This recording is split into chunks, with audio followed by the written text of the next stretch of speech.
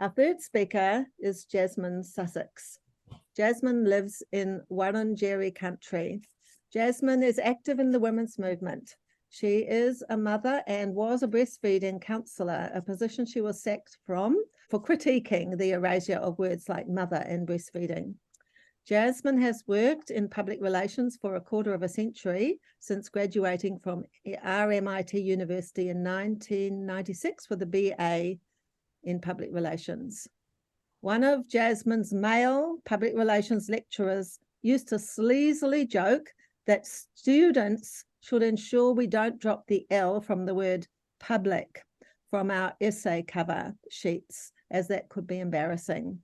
Despite PR being officially birthed with the early propaganda efforts in the First and Second World Wars, there remains a great deal of confusion about what public relations is. Many perfectly sensible people think it means you are good with the public or work in customer service. Jasmine's favorite definition is public relations provides reputation management services or support to organizations and individuals, preparing them for public life. So Jasmine's going to talk about reputation management in the women's movement. So hi there, Jasmine, welcome. Hi. Well, I feel like the vacuous, kind of light and fluffy end speaker after those really important topics before me, so bear with me. I thought I'd try and remind myself what I learned about public relations back in the day. So I went back and looked at my textbook, and I do remember being told that there would be a lot of champagne involved. So I don't think that really was the case, but I did drink quite a lot of champagne at the third year PR ball here, as you can see. I wasn't going to put that photo on, but my 15-year-old saw me going through my photos and he was outraged that I was like photographed with someone who wasn't his father. So he said I couldn't share that. So I had to share that. And also this woman in the middle here, she's my eldest's fairy godmother, and she sometimes helped me with applying when I was a bit not very rational about all the breastfeeding association craziness. She'd be like, okay, well, this is what you should do in terms of, I guess, management of my reputation as opposed to the Australian Breastfeeding Association's reputation. So I thought I should put her there as well, Miss Jo. So what is public relations? Well, Timpson and Sherman tell us that it's the deliberate and planned and sustained effort to establish and maintain mutual understanding between an organisation and its publics. So how are we going on Team Turf? Well, it's a little bit difficult as we're a disparate group of organisations and individual activists who share one thing in common, which is that we know men can't be women and that children should never be told lies about changing sex. But we don't have really an organisation that's bringing us together or making decisions or being sustained in our development of mutual understandings between our movement and the public. So sometimes I think that causes some problems for us. But some things are going well. Just like the suffragettes, we've reclaimed our slur noun, and we're now proudly TERFs, so that seems good. And obviously we've upset our opposition with our work, so that might be a positive.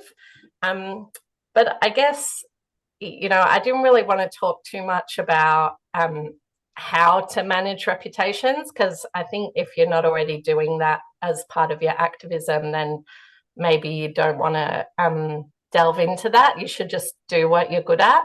But I wanted to try and give some kind of guidance or suggestions about how to work together to best effect.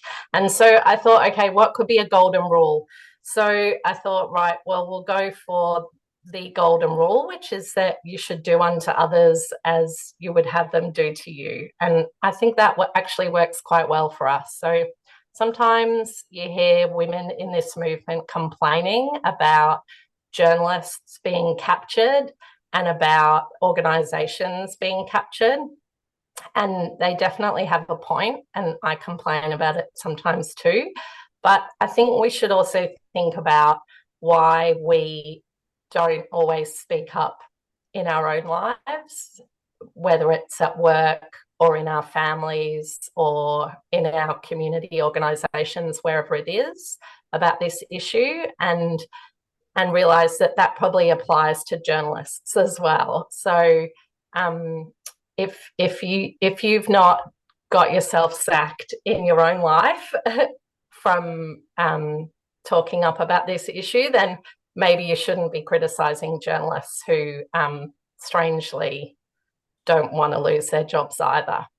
And I'm not saying anything about myself there, because I didn't work for the Australian Breastfeeding Association, and if I did and I wasn't a volunteer, I probably wouldn't have spoken up because I would have lost my job. So but yeah, I just think we should really keep that in mind, that it is a bit of a poison chalice for journalists, especially women journalists, to write about this topic.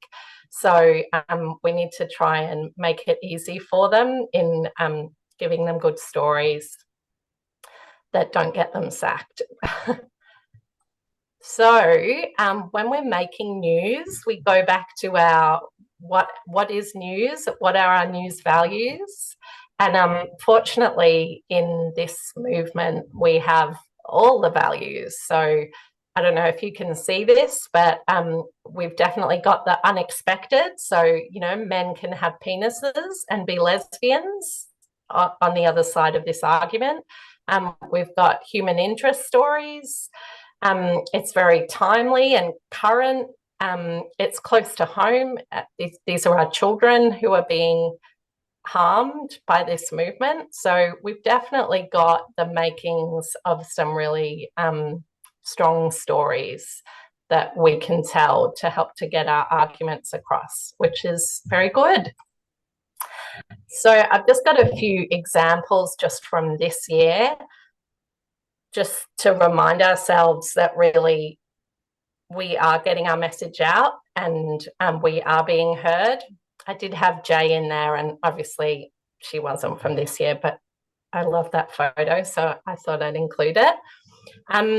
So, you know, we've got detransitioners speaking up, we've got parents speaking up, we've got medical professionals speaking up, we've got women who've been disadvantaged by this movement speaking up, and journalists are telling these stories. So I think we just need to do more, you know, and we'll continue to get our message out. So that was the good side. A little bit about what isn't going so well. So I think it's fair to say that, you know, we're still losing our rights in policy and law. So just this year we've had Queensland, Victoria and New South Wales all looking to sign up to further bits of the, you know, template legislation. So, you know, in Queensland, they finally put through their hate speech and other assorted ridiculous bits and pieces. In New South Wales, you know, you're fighting a valiant effort in New South Wales, and fingers crossed you managed to get them to calm down a little bit. But yeah, you're certainly still, it seems like, going to end up with some level of compulsory conversion therapy legislation. And yeah, in Victoria, they're moving full steam ahead with our hate speech or vilification extension, so that gender identity would become protected, in addition to race and religion, I think, is what's currently kind of protected. So obviously that will be a complete nightmare for women. Yeah, more on the depressing side. So I just think this false human rights narrative that the trans-identified males and trans-identified females and their, advocates and organizational architecture have been able to push really a long way is really the thing that we need to most focus on dismantling. Calling out that it's not true. As I mentioned before, that this lack of coordination and strategy that we have, it's really great. Now this year we've got Women's Rights Network Australia, and obviously WDI Australia, New Zealand, and FLC have been, working for some years. But I think in terms of that broader reach out to women, we just need to continue to build that, and I guess get back our organisations that we used to have as women, which obviously all went to the other side, 5 to 10 to 15 years ago. So so children are still being harmed, women are being assaulted. I just did a quick tally this year. We've got, 2 assaults in Melbourne.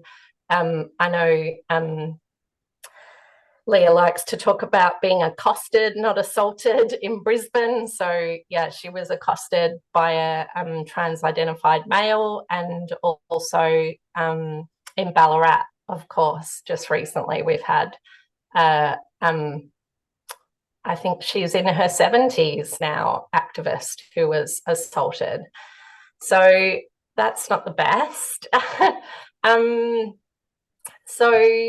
Yeah, I just think we are starting from well behind, as I was saying before, and this kind of be kind and false human rights narrative is what we really need to focus on, telling the other side of the story to that obviously this is not kind to allow teenage females to have their breasts removed. It's not kind to make children infertile, which is what happens if you, as we all know, put them on puberty blockers and then straight to cross-sex hormones. So, yeah, there is definitely a lot of work to do. And I think also I should just finish by mentioning some of the problems that we're having with Twitter being a cesspit, and that social media keeps really tripping us up. So, perhaps I'll just speak from my own perspective, so I don't offend anyone else. But, a few years ago, my Twitter handle was completely anonymous, and I didn't interact with any organisations that I worked for or volunteered for. I just commented as an anonymous TERF. And just this year, when I got into trouble with the e-safety commissioner with one of the kind of obsessive trans-identified men in this space, and things that I said like 3 years ago, now that my profile is public, he'd gone back literally 3 years and put it in a dossier and sent it around about the place and to the e-safety commissioner. So I guess it's just a reminder to me and to other women that, the internet is forever, and whatever you say, even if it's in an anonymous context, can come back and bite you later. Especially if you're thinking of having a, like a public profile in this movement, or if you're thinking of running for office, as a number of women have experienced, what can happen there as well. So yeah, I think that's about it. Hopefully we can have a chat about it in the Q&A. Oh, thank you very much, Jasmine. That was wonderful. We are going to move on now to our question time, and I just want to say thank you again to all the excellent speakers. Thanks very much, and for everyone coming to listen.